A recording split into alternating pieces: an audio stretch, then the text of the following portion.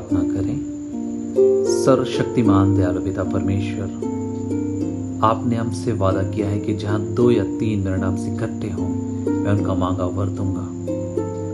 इस समय हम सब परिवार आपके पवित्र वेदी के निकट आते हैं, हमारे मनों को शुद्ध कर कि आत्मा की सच्चाई से हम आपकी आराधना स्तुति कर सकें, हमारे प्रभु यीशु ख्रिस्ट के द्वारा। आमीन। आप सबको प्यार यीशु से सहाय। आइए हम लोग परमेश्वर की महिमा के लिए एक भजन गाएं। यीशु के जे मानेला भरोसा यो पर रखेला, यीशु के जे मानेला भरोसा यो पर रखेला। ओ गाछ जे रोपल नदी किनारे, ओ गाछ जे रोपल नदी किनारे, ओ गाछ जे रोपल नदी किनारे, ओ गाछ जे रोपल नदी किनारे। हरा भरा रहेला कहियो नहीं मुरझाएला, हालेलुया। हरा भरा रहेला कहियो नहीं मुरझाएला। ओ गाछ जे रोपल नदी किनारे, ओ गाछ जे रोपल नदी किनारे, ओ गाछ जे रोपल नदी किनारे, ओ गाछ जे रोपल नदी किनारे। यानी दुखड़े आवेला कहियो नहीं गिरेला, हालेलुया। यानी दुखड़े आवेला कहियो नहीं गिरेला। ओ गाछ जे रोपल नदी किनारे, ओ गाछ जे रोपल नदी किनारे, ओ गाछ जे रोपल नदी किनारे, ओ गाछ जे रोपल नदी किनारे। अपन पासे बुलाला अनंत जीवन देवेला, हालेलुया। अपन पासे बुलाला अनंत जीवन देवेला। ओ गाछ जे रोपल नदी किनारे, ओ गाछ जे रोपल नदी किनारे, ओ गाछ जे रोपल नदी किनारे, ओ गाछ जे रोपल नदी किनारे। यीशु के जे मानेला भरोसा यो पर रखेला, यीशु के जे मानेला भरोसा यो पर रखेला। ओ गाछ जे रोपल नदी किनारे, ओ गाछ जे रोपल नदी किनारे, ओ गाछ जे रोपल नदी किनारे, ओ गाछ जे रोपल नदी किनारे। परमेश्वर इस गीत और आप सबको बहुत ऐद की आशीष दे। आमीन। हेलो एंड शालोम एवरीवन, मैं प्रत्यंजय प्रसाद आज के इस सुंदर समय में आप सभी का स्वागत करती हूँ। मैं धन्यवाद देती हूँ प्रभु का, परमेश्वर का, जिसने एक बार फिर से मुझे ये मौका दिया कि मैं आप लोग के साथ रूबरू हो सकूं। सच में ये हमारे प्रभु की महाकरुणा है, ये उसकी दया है, ये उसका प्रेम है, ये उसका कभी न छोड़ने वाला वादा है कि आज तक हम सब सुरक्षित हैं। हम सब आज तक अपने खुद से सांस ले पा रहे हैं, वो परिस्थितियों से निकले हैं, ये प्रभु की दया है। आप मानते हैं ना इस बात को? तो प्रभु का धन्यवाद हो एक बार फिर से ये सुंदर समय के लिए। मैं धन्यवाद देना चाहती हूँ सबसे पहले टीम का, जिन्होंने मुझे ये अवसर दिया कि मैं एक बार फिर से इस ऑनलाइन आराधना के माध्यम से आपसे कनेक्ट कर सकूं। और क्योंकि बोला गया था टॉपिक इज रैंडम, जो वचन प्रभु ने मेरे दिल में डाला वो मैं आज आपके साथ शेयर करना चाहती हूँ। वो वचन ऐसा है कि हम कई बार उन चीज़ों को एवरीडे ही पढ़ते हैं, मतलब वो हमेशा ही हमारे नज़रों के सामने जाती है। पर प्रभु ने आज इस वचन के द्वारा मुझसे क्या बात की, मैं वो आज आपके साथ शेयर करना चाहती हूँ। बट सीधे वचन में जाने से पहले मैं एक छोटी सी कहानी आपको सुनाना चाहती हूँ। कहानी बहुत सिंपल है, कहानी में कोई बहुत बड़े कैरेक्टर्स नहीं है। कहानी में एक शेर है, कहानी में एक बूढ़ा शेर है बेसिकली, और एक लोमड़ी है, चलाक लोमड़ी है, कुछ भेड़े हैं और सुरक्षा का बाड़ा है। मेरे प्रियो, वो कहानी में एक बूढ़ा शेर होता है जो अभी इट्स नॉट वेल सफिशिएंट कि वो अपना शिकार कर सके, और क्योंकि वो हर दम हर पल शिकार नहीं कर सकता, उसके पास इतनी एनर्जी नहीं है, वो अपने साथ एक लोमड़ी को रखता था। और लोमड़ी उसके लिए जगह जगह जाके सर्च करती थी कि कहाँ पे मेरा जो बॉस है वो शिकार कर सकता है। और ऐसे उनका रेगुलरली चलता था, and they were very happy. उन लोगों का मस्त चल रहा था कि वो लोमड़ी, क्योंकि लोमड़ी चालाक भी होती है और बहुत फास्ट भी होती है, वो उसके लिए शिकार ढूंढ के लाती थी, और फिर जो बूढ़ा शेर था वो उसका शिकार करता था जाके। सो एक बार जब एज यूजुअल जो उनका टाइम था और उन्हें शिकार करने के लिए निकलना था, तो लोमड़ी जाती है, वो बोलती है पहले मैं देख के आती हूँ कि आज कहाँ अच्छा शिकार है। और जब वो जाती है तो वो देखती है दूर से कि एक जगह पे एक झुंड है अच्छी अच्छी भेड़ों का, अच्छी मोटी और एकदम फ्रेश भेड़े हैं जो एक साथ एक जगह पे हैं और एक बाड़े में है, बाड़े के अंदर वो है और बढ़िया लग रही है। और वो बोलता है आज तो मेरा बॉस एकदम खुश हो जाएगा ये देख के कि मैंने आज उसके लिए कितना अच्छा शिकार बनाया है। नेक्स्ट ही मोमेंट उसको रियलाइज होता है कि सिर्फ भेड़े नहीं है वहां पे, उस बाड़े के आसपास बड़े बड़े गार्ड डॉग्स भी बैठे हुए हैं। तो वो बोलता है कि वो सोचता है कि अब ये गार्ड डॉग्स के रहते तो बड़ा मुश्किल है कि मैं क्योंकि शेर तो बूढ़ा है और मैं इतने सारे डॉग्स का सामना नहीं कर पाऊंगा। तो वो समहाउ कहीं ना कहीं उसी पल में मन में सरेंडर कर देता है और वहां से निकल जाता है। निकल के आके अपने बॉस से बोलता है, अब उसको अपने बॉस की डांट भी नहीं खाना है, उसको वहां से आके बोलता है कि आज कुछ अच्छा शिकार नहीं मिला, और जो भी मिला, जो भी भेड़ मुझे दिखी, जो भी भेड़ बकरियां मुझे दिखी, वो बड़ी कमजोर सी थी।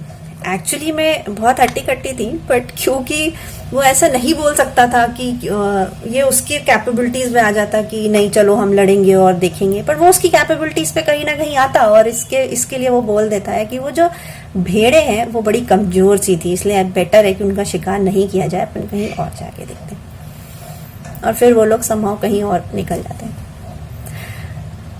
मेरे प्रियो, ये कहानी को जब हम मन से सोचेंगे तो हम जो सबसे पहला एक जो कैरेक्टर हमारे दिल में उभर के आएगा वो है कि ऐसा कैसा चरवाहा था जिसने ये दिमाग लगाया, जिसने ये सोचा कि सिर्फ बाड़ा बनाना सुरक्षित नहीं है, बाड़े के चारों तरफ ऐसी सुरक्षा भी जरूरी है कि जो मेरे भेड़ों को टच ना कर सके। और सबसे इम्पॉर्टेंट जो कैरेक्टर इस कहानी से उभर के आता है वो है एक अच्छा चरवाहा।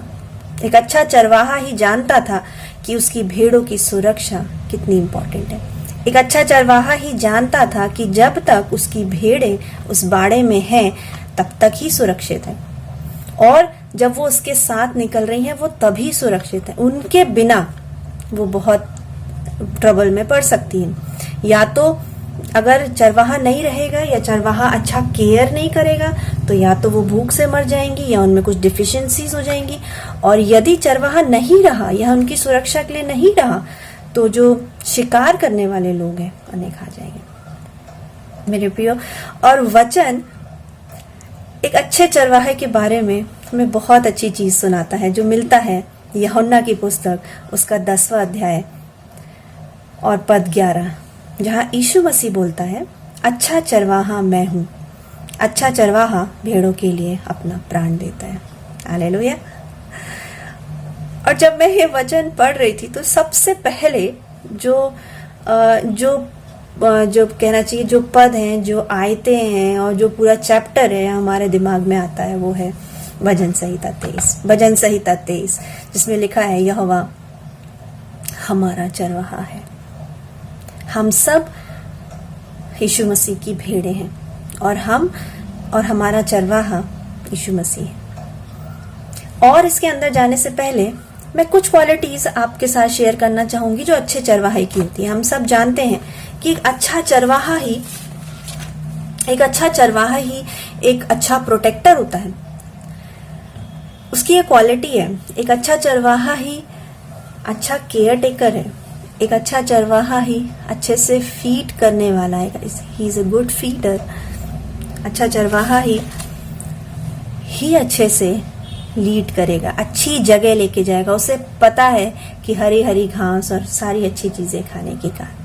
सो द क्वालिटीज आर, एक अच्छे चरवाहे की, वो एक अच्छा लीडर है, वो एक अच्छा केयर टेकर है, वो एक अच्छा फीडर है, वो एक अच्छा प्रोटेक्टर है और कभी ना छोड़ने वाला एक व्यक्ति है जो अपने भेड़ों को कभी नहीं छोड़ेगा।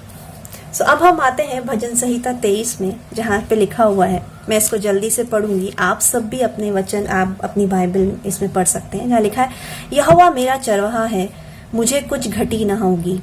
वह मुझे हरी हरी चराइयों में बैठाता है, वह मुझे सुखदाई जल के झरने के पास ले चलता है। सच में यदि यीशु मसीह आज हमारा चरवाहा है तो हमें किसी भी चीज की कमी नहीं होगी, क्योंकि अच्छा चरवाहा एक अच्छा फीडर होता है। चाहे हम किसी भी परिस्थितियों से निकल रहे हों, चाहे हम ऐसा लगे कि हमारे सामने कुछ भी चीजें पॉसिबल नहीं है, हम ये काम कैसे करेंगे, हम कहाँ से खाने के लिए जुगाड़ करेंगे, हम कहाँ से फाइनेंशियली इन चीजों को करेंगे। लेकिन यदि गुड न्यूज है मेरे प्रियो, यदि यहोवा आपका चरवाहा है तो वो आपको किसी भी चीज की कमी और घटी नहीं होने देगा। हरी हरी चराइयों में बिठाता है, वह मुझे सुखदाई जल के झरने के पास ले आता है। यस, एक अच्छा चरवाहा ही जानता है कि उसके भेड़ों को ऐसी जगह पे नहीं जाना है, ऐसी जगह पे नहीं लेके जाना है जहाँ पे ट्रबल हो। वो ऐसी जगह लेके जाएगा जो उनके लिए सुखदाई हो। मेरे प्रियो, हो सकता है आपके लाइफ में ऐसी सिचुएशन है जहां आपको लगता है कि मैं करना तो ये चाहता था पर प्रभु ने ऐसा क्यों कर दिया, और उस मोमेंट पे, उस क्षणिक मोमेंट पे आपको लगता होगा कि ऐसा कैसे हो गया, मतलब आप नहीं चाहते थे। प्रभु बोलता है कि तुम्हारा सोचना और मेरा सोचना एक सा नहीं है। सच में जो चरवाहा अपने भेड़ों के लिए सोच रहा है वो डिफरेंट है, और भेड़े क्या सोच रही हैं। वो मुझे सुखदाई जल के झरने के पास ले चलता है, वह मेरे जी में जी ले आता है। सच में मेरे प्रियो, यदि आपको लग रहा है कि ऐसा नहीं होना चाहिए था, प्रभु को मेरे साथ ऐसा नहीं करना चाहिए था, तो ये गुड न्यूज है कि प्रभु आपका चरवाहा है और वो आपको ऐसी जगह लेके जा रहा है जहाँ पे अच्छी चीजें हैं, जहाँ पे सुखदाई चीजें हैं, जहाँ पे हर चीज ब्यूटीफुल है। वह मेरे जी में जी ले आता है, धर्म के मार्ग में अपने नाम के निमित्त में मेरी अगुवाई करता है। वो अपने नाम के निमित्त, वो जानता है कि वो उसका चरवाहा है, वो अपने भेड़ों को कभी नहीं छोड़ेगा। किसी भी ट्रबल में है आप, किसी भी, ये जो समय आज हम कोरोना का देख रहे हैं, हमारे लोग, हमारे अपने प्रिय लोग, कई लोग जब जाते हैं हम अंदर से दुखी होते हैं। संसार में देख के हम बातों को दुखी होते हैं, लेकिन उस क्षण में, उसी क्षण में एक शांति जो प्रभु के साथ हमें मिलती है वो और कोई नहीं देता। वचन भी बोलता है, प्रभु बोलता है कि जो शांति मैं तुम्हें देता हूँ वो संसार नहीं देता, वो हमारे जी में जी ले आता है।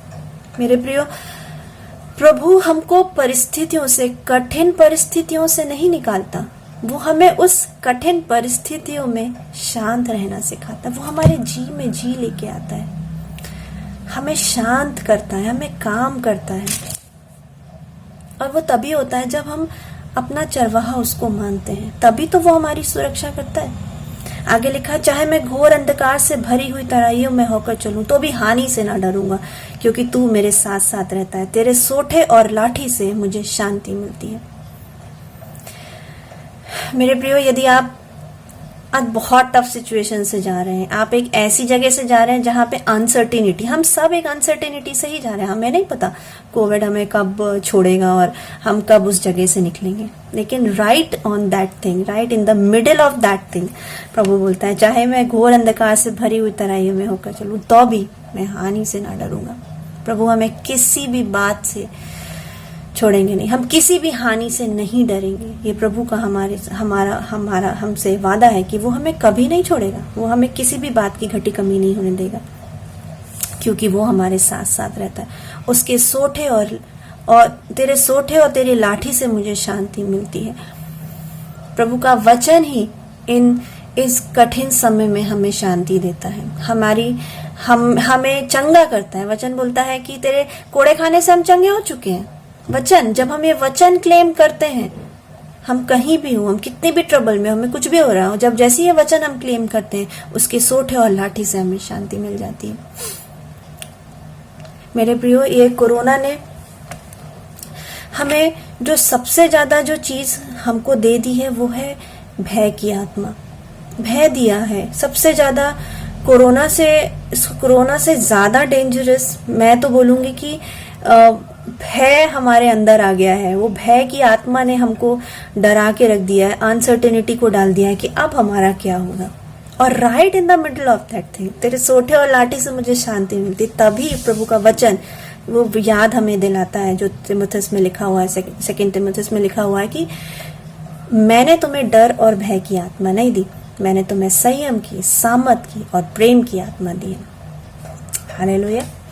मेरे प्रियो, प्रभु ने हमें डर और भय की आत्मा नहीं दी है। तो स्ट्रांग हो जाइए, खड़े हो जाइए, चाहे किसी भी टफ सिचुएशन से जा रहे हैं, खड़े हो जाइए, क्योंकि प्रभु ने हमें डर और भय की आत्मा नहीं दी, उसने हमें संयम की, सामर्थ की और प्रेम की आत्मा दी है। आगे लिखा हुआ है, तू मेरे सताने वालों के सामने मेरे लिए मेज बिछाता है, तूने मेरे सिर पर तेल मला है, मेरा कटोरा उमड़ रहा है। नीति वचन में एक जगह लिखा हुआ है कि जो प्रभु से प्रेम करते हैं, जो प्रभु के साथ चलते हैं, वो परमेश्वर और मनुष्यों दोनों का फेवर पाते हैं। वचन में ये भी लिखा हुआ है कि प्रभु चाहे तो राजा के हृदय को भी बदल सकता है, किसी के भी हृदय को बदल सकता है, वो परिस्थितियां बदल सकता है। तो यदि आप ऐसे जोन में हैं जहां आपको लग रहा है कि लोग मेरे फेवर में नहीं हैं, या लोग आपकी बुराई कर रहे हैं, या लोग आपको समझ नहीं पा रहे हैं, मेरे प्रियो, प्रभु यीशु मसीह को अपना चरवाहा बनाइए और तब उस वचन के अनुसार कि तू मेरे सताने वालों के सामने मेरे लिए मेज को बिछाता है, वो परिस्थितियां आज की शाम आपके जीवन से बदल देगा। वो उन लोगों का फेवर भी आपके लिए खड़ा कर देगा जो आपको पसंद नहीं करते। आपको आपके सिर पर अभिषेक करेगा, जैसे दाऊद का अभिषेक हुआ था, जो चुना गया था। हम सब चुने गए हैं। वो अभिषेक को मांगना है हमें परमेश्वर से। मेरा कटोरा उमड़ रहा है, इस लाइक बह रहा है, मतलब समा नहीं पा रहा है, बहुत ज्यादा हो गया है। मेरे प्रियो, गुड न्यूज है कि जब हम प्रभु के साथ रहते हैं, हमारा कटोरा उमड़ता है। हमें किसी भी बात की घटी और कमी नहीं होने देती। हम सोचते हैं कि हम फाइनेंशियली स्टेबल नहीं हैं, हम हेल्थ से स्टेबल नहीं हैं, हम डिप्रेशन में जा रहे हैं, लेकिन उसी समय प्रभु का वचन बोलता है कि मेरा कटोरा उमड़ रहा है। उसकी ब्लेसिंग्स, उसका ग्रेस, उसकी शांति, उसका प्रेम उमड़ता हुआ हमारे जीवन में आता है। हालेलुया। और लास्ट जो पद है, लिखा है, निश्चय भलाई और करुणा जीवन भर मेरे साथ साथ बनी रहेगी और मैं यहोवा के नाम में, धाम में सर्वदा वास करूंगा। मेरे प्रियो, जब ये वचन लिखा गया, जब दाऊद ने ये वचन लिखा, ये वो समय था जब वो अपने बेटे से भाग रहा था। ये वो समय नहीं था जब वो नया राजा बना गया था। ये वो समय था उसके लेट एज में, जब वो अपने बेटे से भाग रहा था और बेटा ही उसकी जान का दुश्मन हो गया था। उस मूवमेंट पे उसने ये वचन लिखा था। और वो वचन भी उसने ये इसलिए लिखा था क्योंकि वो खुद भी एक चरवाहा था। वो जानता है कि एक अच्छे चरवाहे की क्या क्या क्वालिटीज होती हैं, वो जानता था। और तब वो लिखता है कि निश्चय भलाई और करुणा जीवन भर मेरे साथ साथ बनी रहेगी और मैं यहोवा के धाम में सर्वदा वास करूंगा। जब दाऊद था तब कोई भवन नहीं था। सुलेमान के समय में भवन बनाया गया। तो दाऊद कौन से भवन की बात कर रहा था? मेरे प्रियो, दाऊद परमेश्वर की प्रेजेंस की, जो उसके हृदय में आती थी, उसकी बात कर रहा था। वो जानता था कि जब जब मैं कमजोर पड़ा हूं, जब जब मैं ऐसी चीजों में पड़ा हूं, प्रभु ने मेरे जी में जी लेके आया है और मैं उसकी करुणा है, ये उसकी भलाई है, ये उसकी चीजें हैं कि हम मर मिट नहीं रहे अभी तक। और अंदर से वो जो पीस जो देता है वो सिर्फ प्रभु दे सकता है। तो दाऊद ने इसलिए लिखा था कि मैं यहोवा के धाम में सर्वदा वास करूंगा। ये सुंदर वचन हमें बार बार आश्वासन देता है, हमें बार बार उन चीजों को सिखाता है कि यदि यहोवा हमारा चरवाहा है तो हमें किसी भी बात की घटी नहीं होगी, क्योंकि हमारा चरवाहा एक अच्छा फीडर है, एक अच्छा लीडर है, एक अच्छा प्रोटेक्टर है और एक अच्छा केयर टेकर है। मेरे प्रियो, दो बातें जो मैं आज आपके सामने रखना चाहती हूँ, आप इन्हें प्रश्न की तरह भी ले सकते हैं। और क्योंकि ये व्यक्तिगत भजन संहिता 23 इज अ व्यक्तिगत एनकाउंटर कि हम खुद से ही बात करते हैं, क्या यहोवा मेरा चरवाहा है, यहोवा मेरा चरवाहा है, मुझे कुछ घटी ना होगी। मैं मेरे लिए बोल रही हूँ, मैं किसी के लिए नहीं और बोल रही हूँ ना। सो पहला क्वेश्चन जो आज की शाम में आप सबों के साथ रखना चाहती हूँ वो ये है, क्या यहोवा हमारा चरवाहा है सच में? क्या हम विश्वास में इतने स्ट्रांग हो गए हैं कि हम बढ़ रहे हैं कि हम सच में, हम बोलते तो हैं, मतलब प्रभु यीशु मसीह को हम जानते हैं, हम सब चीजें करते हैं क्या, लेकिन हम सच में उसके पीछे चल रहे हैं? क्या हमने सच में उसको अपना व्यक्तिगत उद्धारकर्ता माना है? क्या सच में हमने उसको अपना चरवाहा माना है? ये आज पहला प्रश्न मैं जो आपके साथ रखना चाहती हूँ। और यदि माना है तो फिर हमें डरने की जरूरत नहीं है। क्यों? क्योंकि वो एक बहुत अच्छा लीडर है और कभी ना छोड़ने वाला हमारा पिता है। और दूसरा चीज जो उस कहानी से हमें सीखने मिलती है कि जब वो भेड़ें उस जगह पे बंद थी और उनको पता था कि वो बाड़े में बंद हैं और उसके चारों तरफ उनके गार्ड डॉग्स भी हैं एंड वो अंदर वहां सुरक्षित है, तो अंदर जब वो वहां सुरक्षित थी तो वो उस जगह में जहां जो उसके लिए निर्धारित की गई थी वो उस जगह पे सुरक्षित थी, वो पता था। और वो लोग सब वहां हैप्पी थे क्योंकि वो लोग सुरक्षा में थे। मेरे प्रियो, हम सब भी प्रभु यीशु मसीह की सुरक्षा के बाड़े में रहते हैं, लेकिन संसार जो लुभाने वाला संसार है, क्योंकि शरीर की अभिलाषाएं हैं, हमारा दिल है, काफी बार दिमाग है जो हमें पाप करने के लिए मजबूर कर देता है। और जैसे ही हम पाप करते हैं हम उस सुरक्षा के दायरे से बाहर आ जाते हैं। और वो इसलिए होता है क्योंकि हमारा मनुष्य स्वभाव है ना, हम चंचल है ना मन से।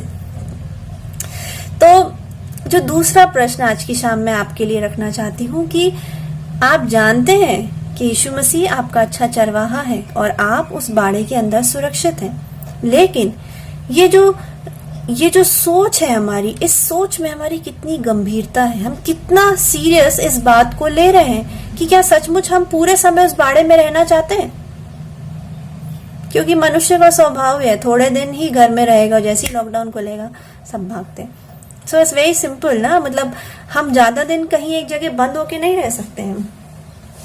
तो वो स्वभाव में स्थिरता, वो मसीह के साथ चलने की स्थिरता क्या हमारे अंदर है? क्या हम उस बात को समझ पा रहे हैं कि इस बाड़े में रहना हमारे लिए कितना इम्पोर्टेंट है?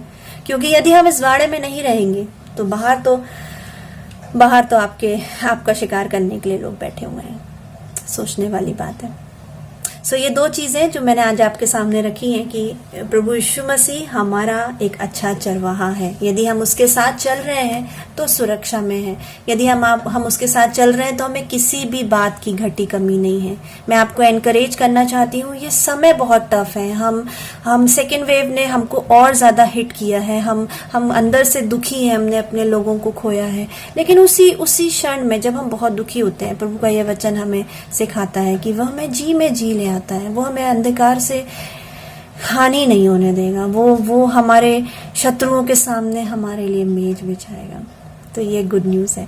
लेकिन साथ साथ हमारी भी जिम्मेदारियां हैं। क्या हम अपने आत्मिक स्वभाव में स्थिर बने हुए हैं? क्या हम उस बाड़े से निकलने की कोशिश तो नहीं कर रहे हैं? ये आपको सोचना है।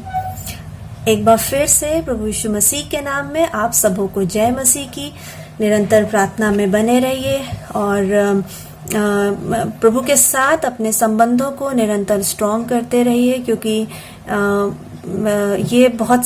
ये समय ही ऐसा है कि अब हम कुछ नहीं कर सकते हैं। सिर्फ प्रभु ही हमें बचा सकता है, प्रभु ही हमें सुरक्षा दे सकता है।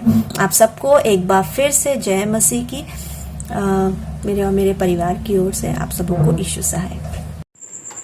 आइए हम प्रार्थना करें। महामारी बीमार सभी देश में फैला हुआ है, इसलिए हम प्रार्थना करें कि प्रभु हम सबको सुरक्षित रक्षा रखवाला करे, देश के लिए, डेवकिस के लिए और सभी मानव जाति के लिए हम प्रार्थना करें। पिता, पुत्र और पवित्र आत्मा के नाम से आमीन। हे जीवित पिता परमेश्वर, आपको धन्यवाद करते हैं प्रभु, तूने हम सबको तेरे हाथों से रचाया और इस पृथ्वी पर रहने के लिए हम सबको स्थान दिया है प्रभु, इसलिए तुझे हार्दिक धन्यवाद करते हैं प्रभु। आपसे प्रार्थना करते हैं 2020 से 2021 तक पिता परमेश्वर महामारी बीमार सभी जगत में, सभी देश में, डेवकिस के लिए पिता परमेश्वर प्रार्थना करते हैं कि धर्मशाला आज इस महामारी बीमार से पिता परमेश्वर किन किन परिवार में धर्मशाला बंद हुआ है, पिता परमेश्वर दुआ करते हैं इस महामारी बीमार से हम सबको बचाए रख, सुरक्षित रक्षा रखवाला कर प्रभु। आपके बिना हम सब कोई जीवित नहीं रह पाएंगे प्रभु, तेरे ही वचन हमारा जीवन की सूता है प्रभु। हम विश्वास करते हैं तेरे नाम से और दुआ करते हैं प्रभु आपके नाम से। आज इस देश में, भारत देश में, डेवकिस में, सभी गांव टोले में महामारी बीमार से जकड़े हुए हैं।